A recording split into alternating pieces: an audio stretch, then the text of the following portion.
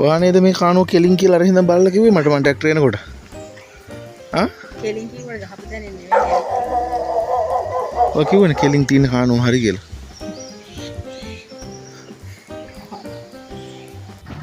අපේ මුං ඇට වගාවට බිම් සකස් කරපු හැටි තමයි ඔයාලා මේ දකින්නේ.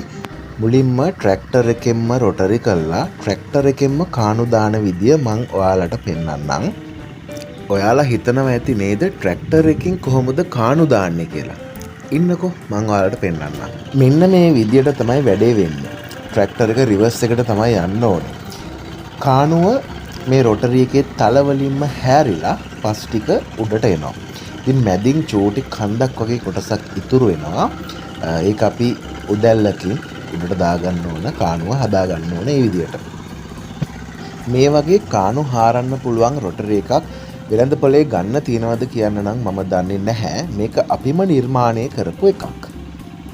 රයිට් එහෙනම් මුං ඇට වගාවේ අනෙක් වීඩියෝත් ඔයාලට අරගෙන එන්නම්.